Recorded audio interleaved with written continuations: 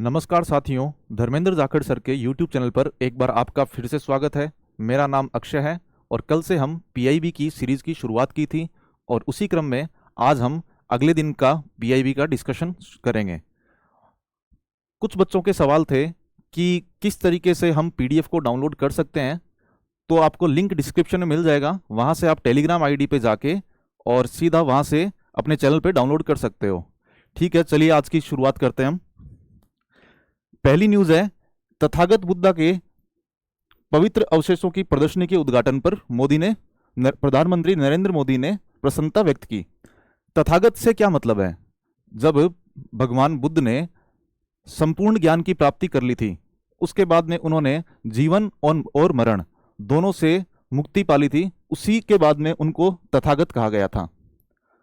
तो सबसे पहले ये प्रदर्शनी होती क्या है, क्यों की जा रही है, ये सब हम मेंस के पॉइंट ऑफ व्यू से भी देखेंगे और प्री के पॉइंट ऑफ व्यू से भी देखेंगे। तो ये लद्दाख के अंदर हो रही है, लेह के अंदर है और लद्दाख में है। और 1 मई से 14 मई ये अपने काम की चीज नहीं है, लेकिन ये विषय सबसे इंपॉर्टेंट है। टकराव के समय पे शांति। जैसा हम देख रहे हैं कि वैश्विक अशांति फैली हुई है, अलग अलग जगह अमेरिका, ईरान, रूस, यूक्रेन, ये सब अलग अलग जगह लड़ रहे हैं। और उसी टाइम पे भगवान बुद्ध के जो शांति का संदेश है उसको ध्यान में रखते हुए ये एक विषय को चूज किया गया है। और इसका उद्देश्य है कि बुद्ध की विरासत का संरक्षण, पर्यटन को बढ़ावा और शांति व अहिंसा का प्रसार। तो हम देखते हैं कि इसकी ऐतिहासिक पृष्ठभूमि क्या है। ऐतिहासिक पृष्ठभूमि है कि पीपरवाह स्तूप है, वहां की खुदाई के टाइम पे हमें कुछ अवशेष मिले थे और उन्हीं की प्रदर्शनी की जा रही है। कुछ अवशेष जो विलियम क्लेक्टसन पेपे, ये 1998 के अंदर एक ब्रिटिश नागरिक थे, उन्होंने किया था कॉलोनियल रूल के टाइम पे। और 1971 से 77 के टाइम पे केएम श्रीवास्तव हैं, उन्होंने यहाँ पे खुदाई की थी। एएसआई के अंदर थे ये उस टाइम पे। तो वर्तमान स्थिति क्या है कि कुछ अवशेष हैं वो दिल्ली संग्रहालय के अंदर हैं और कुछ अवशेष हैं वो कोलकाता संग्रहालय के अंदर हैं। तो दिल्ली के अंदर जो संग्रहालय है उसको कहते हैं राष्ट्रीय संग्रहालय और कोलकाता के अंदर है वो भारतीय संग्रहालय है। तो इस तरीके से पीपरवाह स्तूप है वो एक ये बताता है कि इसके अंदर खुदाई के अंदर काफी सारी चीजें मिली थी। जो प्रस्तर मंजूषा है, कलश है, और जो केएम श्रीवास्तव हैं उन्होंने उस टाइम पे किया था, तब 22 अस्थियों के अवशेष मिले थे। तो इससे ये पुष्टि हुई थी कि कपिल वस्तु है वो पीपरवाही कपिल वस्तु है। जो प्राचीन कपिल वस्तु की अपन बात करते हैं वही पीपरवाह है, और ये शाक्य वंश की राजधानी भी थी। ये चीजें इंपॉर्टेंट है यहाँ पे, इनको प्री के पॉइंट ऑफ व्यू से हमेशा याद रखना है आपको आगे आगे तक, और अपने नोट्स के अंदर भी इनको उतार लीजिएगा। फिर आगे देखते हैं कि ये मेंस के पॉइंट ऑफ व्यू से ये स्लाइड है वो मेंस के पॉइंट ऑफ व्यू से बनाई गई है कि ये किस तरीके से हमारे काम आएगी। मेंस के अंदर सीधा सीधा क्वेश्चन पूछा जाता है सॉफ्ट पावर से संबंधित, तो उस टाइम पे हम इसका यूज में ले सकते हैं कि यहाँ पे प्रदर्शनी हुई थी तो उसको एक बुद्धिस्ट डिप्लोमेसी के तौर पे देखा जा रहा है, और जिसमें हम साझा बौद्ध विरासत का उपयोग सॉफ्ट पावर की तरह कर सकते हैं। जैसे अभी क्या हुआ था कि इससे पहले, ये तो अभी लद्दाख के अंदर हो रहा है, और अभी इससे पहले मंगोलिया, थाईलैंड, वियतनाम, रूस, भूटान और श्रीलंका, ये इतने देश हैं, यहां पर इनकी प्रदर्शनी पहले की जा चुकी है अलग अलग वर्षों के अंदर, 2022 से लेके, और लगातार हर साल अलग अलग देशों के अंदर इनकी प्रदर्शनी की जाती है जो बुद्ध के अवशेष हैं उनकी, और उन्हीं की पूजा होती है, आपको पता है, बौद्ध धर्म के अंदर। और विश्व के अंदर लगभग 50 करोड़ के समथिंग बुद्धिस्ट बौद्ध धर्म को मानने वाले अनुयायी हैं। फिर सांस्कृतिक निरंतरता है, तो ये बुद्ध की शिक्षाओं को साझा करने की हमारी प्रतिबद्धता को, जो भारत की प्रतिबद्धता है उसको दर्शाता है, और शांति का संदेश देते हैं हम, जो बुद्ध की करुणा, ज्ञान। और ये आप है ना मेंस के लिए इन पॉइंट को एक बार देख लेना, और ये बहुत ही ज्यादा इंपॉर्टेंट है ये टॉपिक। तो हमने देख लिया है कि प्रधानमंत्री मोदी लेह के अंदर तथागत बुद्ध के जो अवशेष थे उनके बारे में उन्होंने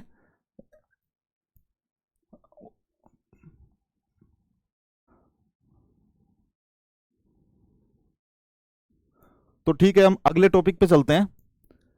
अगला टॉपिक है, कल जैसे आपने आपके हर एक के फोन के अंदर आपने देखा था कि एक मैसेज बीप हुआ था, जोरदार वाइब्रेशन हुआ था और एक अलग सा मैसेज आया था जो आपको इस तरीके से दिखा होगा। ये अलग अलग भाषाओं के अंदर मैसेज आ रहा है। ये क्या है? ये अर्ली वार्निंग सिस्टम के लिए सरकार एक ट्रायल पेश कर रही थी, उससे संबंधित वो मैसेज था और उसी के बारे में ये न्यूज के अंदर, पीआईबी न्यूज के अंदर दे रखा है, जिसको कहते हैं सेल ब्रॉडकास्ट सिस्टम। इसको कहते हैं CBS, सेल ब्रॉडकास्ट सिस्टम। इसका शुभारंभ किया गया था। ये सबसे पहले इसके अंदर हमें देखने की जरूरत है कि ये किसने शुरू किया है, क्योंकि प्रीलिम्स के अंदर ये ऐसे क्वेश्चन सीधे पूछे जाते हैं। तो हम देखेंगे कि DOT, डिपार्टमेंट ऑफ टेक्नोलॉजी, उसके साथ में CDOT, सी डॉट की फुल फॉर्म है centre for development of telematics, और उसके अलावा NDMA और गृह मंत्रालय। NDMA और गृह मंत्रालय, ये चार चीजें हैं। चार, जैसे दूर संचार विभाग है उसके अंदर CDOT है, और उसके अलावा NDMA जो गृह मंत्रालय के अंदर आता है तो वो है। और ये एक स्वदेशी तकनीक हम यूज में ले रहे हैं इसके लिए। तो इसमें हम देखते हैं कि एक जियो टारगेटिंग के तौर पे है ना इसको किया जा रहा है। जैसे मान लो कि उड़ीसा के अंदर बाढ़ आने वाली है, तो उससे पहले उसी कोस्टल एरिया के जो नेटवर्क हैं उन्हीं को ही टारगेट करके और हम ये मैसेज भेज सकते हैं। तो ये जियो टारगेटिंग को फोकस करता है। उसके अलावा ये अनब्लॉकेबल है, ब्लॉकेबल है। इसका मतलब है कि आप कैसे भी कर दो, इसको ब्लॉक नहीं कर सकते। चाहे आपका फोन स्विच ऑफ है तो भले ही हो सकता है। उसके अलावा फ्लाइट मोड के अंदर भी मैंने सुना है कि ये काम करता है। यदि आपका फोन फ्लाइट मोड पे है तब भी काम करता है। उसके अलावा जैसे आप DND मोड के अंदर डाल रखा है तब भी ये काम करेगा। तो इसको आप ब्लॉक नहीं कर सकते हो। इंटरनेट बंद है तो भी ये आएगा। और ये नेटवर्क 2G से लेके 5G तक सभी के अंदर ये अर्ली वार्निंग सिस्टम का जो मैसेज है वो सरकार आपको भेज सकती है जब भी कोई आपदा का समय आता है उस टाइम पे। तो CBS का रणनीतिक प्रभाव क्या होगा? हम क्या करते थे कि आपदा के बाद में तैयारी की बजाय अब हम आपदा से पहले की तैयारी, आपदा के पहले तैयारी, तो आपदा के बाद राहत की बजाय, उपयोग क्या है इसका कि जैसे बाढ़ आती है, फ्लैश फ्लड जिसको कहते हैं, फ्लैश फ्लड अचानक आती है, जैसे केदारनाथ के अंदर आई थी, उत्तरकाशी के अंदर अभी हमने देखी थी। तो फ्लैश फ्लड है तो उसकी हम अर्ली वार्निंग सिस्टम बना सकते हैं इसके थ्रू। गैस रिसाव यदि हुआ है कहीं पे, और अभी इसको 4 धाम यात्रा के लिए भी किया जा रहा है। इससे पहले फ्लैश फ्लड वगैरह इनके लिए अप्लाई कर चुके हैं पहले अलग अलग जगह, और ये एक UN का अर्ली वार्निंग फॉर ऑल पहल है, तो उसके अनुरूप है ये। इसके लाभ क्या होंगे कि जनता के अंदर जैसे अफवाह फैल जाती है तो वो नहीं होगी, कोई भगदड़ मच रही है तो वो नहीं होगी, और जनता के बीच में भरोसे में वृद्धि होगी और तत्काल हम बचाव राहत कार्य शुरू कर सकते हैं। फिर उसके अलावा हमारा अगला टॉपिक है आत्मनिर्भर पंचायत कार्यक्रम। ये न्यूज तो इंपॉर्टेंट नहीं है, लेकिन हमारे लिए आत्मनिर्भर पंचायत कार्यक्रम है ये इंपॉर्टेंट है, क्योंकि आत्मनिर्भर पंचायत कार्यक्रम के अंदर जो ग्राम पंचायत हैं और ब्लॉक पंचायत हैं, उन दोनों को आर्थिक रूप से एक सेल्फ रिलायंट बनाने के लिए ये कार्यक्रम शुरू किया गया था, जिससे वो क्या करेंगे कि खुद के राजस्व के स्रोत हैं वो सृजित कर सकेंगे। और ये 4 साल का कार्यक्रम है, 4 वर्षीय कार्यक्रम अवधि है। ये सीधे सीधे यदि स्टेटमेंट बना के पूछा जाता है कि इसकी अवधि 6 वर्ष की है तो ये गलत हो जाएगा।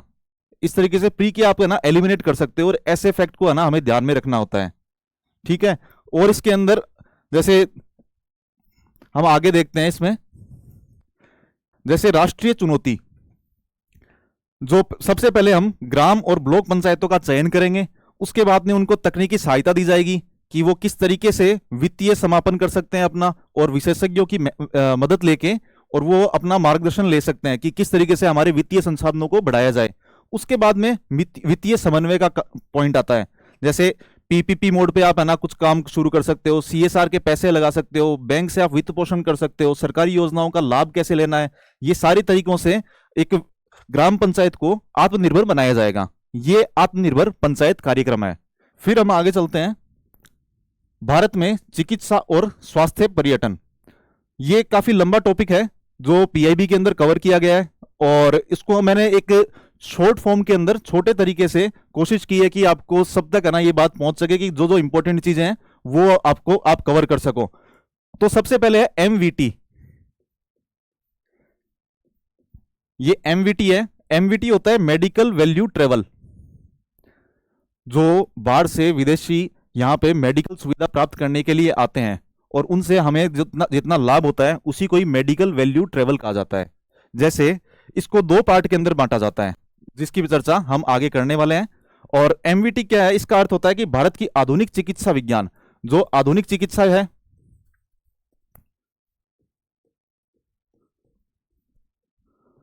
आधुनिक चिकित्सा है, और उसके अलावा जो हमारी पारंपरिक है, जैसे योगा है, आयुर्वेद है, योगा है, आयुर्वेद है, तो ये दो तरीके से एमवीटी को हम बांटते हैं।